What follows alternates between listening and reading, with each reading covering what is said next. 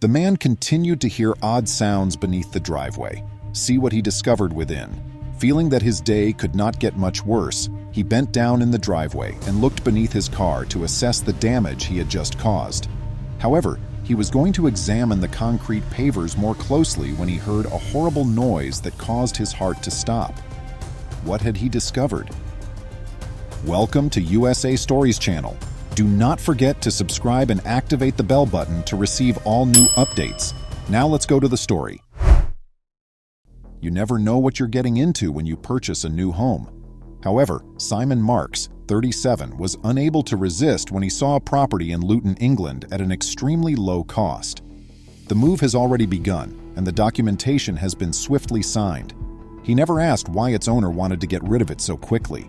Simon joyfully opened his things a few months later. He could not wait to spend his first evening in his new house. He came into bed fatigued after a long weekend of moving his possessions back and forth. He slyly set his alarm for 8 a.m., measuring the distance of his new, considerably shorter trip to the office.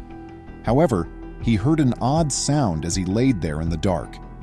He listened closely, trying not to breathe, and then heard it again.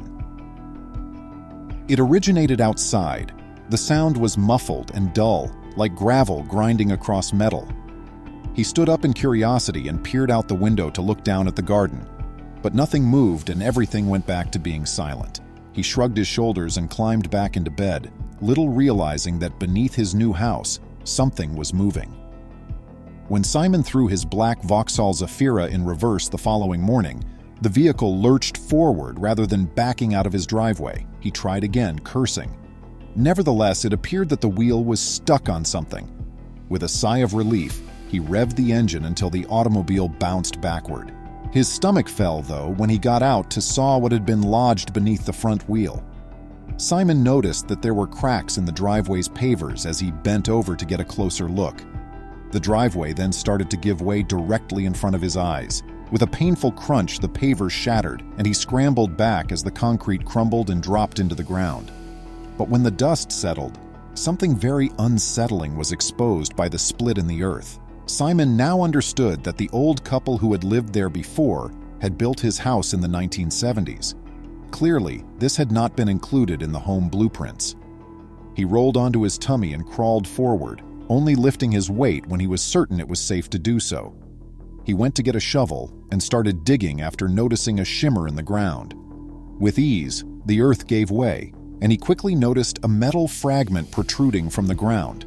With his hands, he exposed it until he could grasp it firmly. He then used great force, but the corroded chunk of metal remained in place. Simon made the decision to start digging around the enigmatic item in an attempt to remove it from the dirt, no matter how hard he pulled. He discovered that the piece of metal was linked to something as he started to expose more and more of it. Simon's thoughts raced with images of his car, or worse, his entire house being swallowed by a massive sinkhole, when he had first noticed the black hole opening up.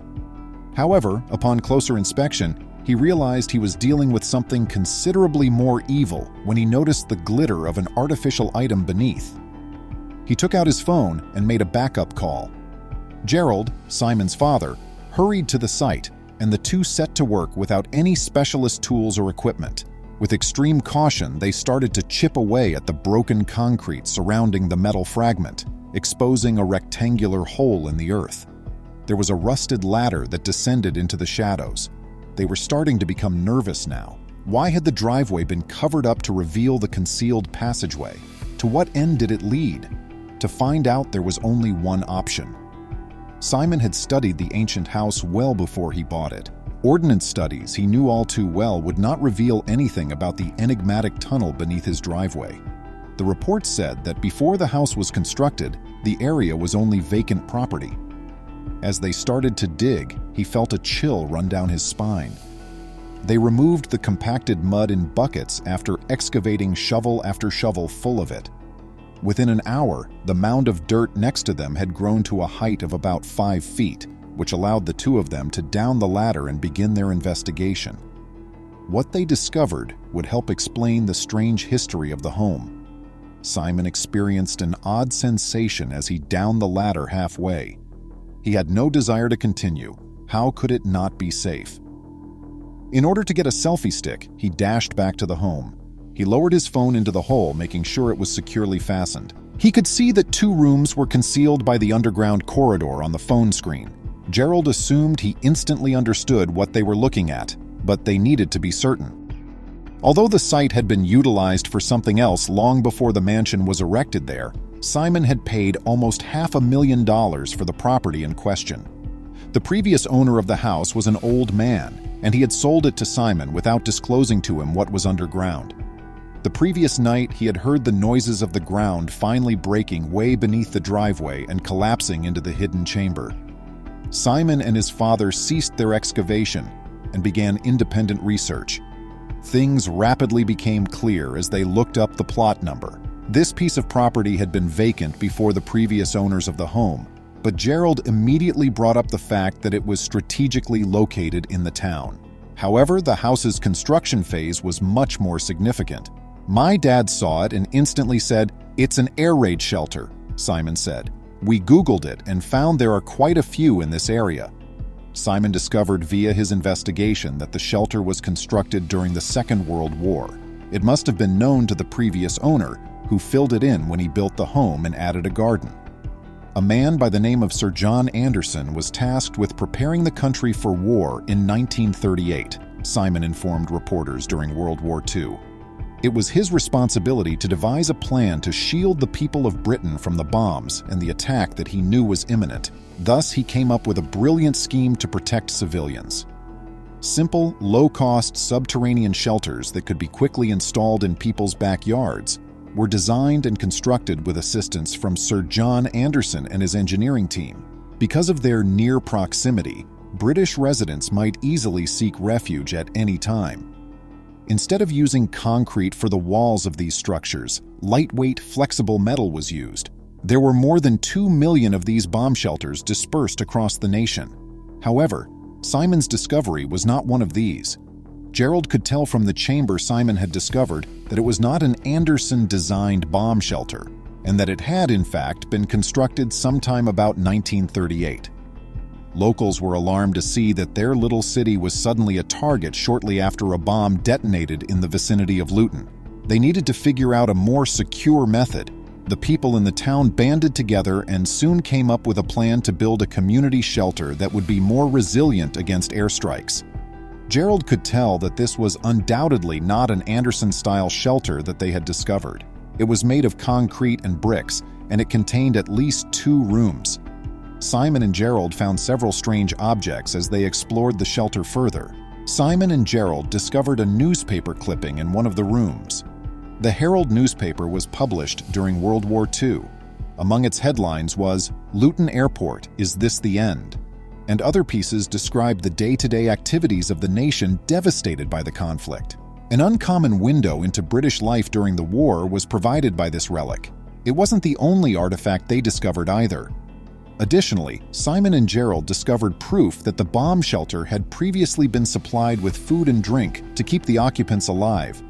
Those locked up in the subterranean bunkers would, after all, be confined there for days on end.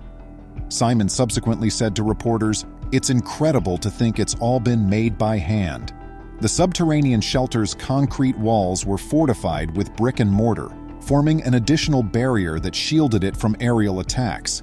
However, Simon and Gerald's job was far from ended once they had made the enormous find. "We've had to dig.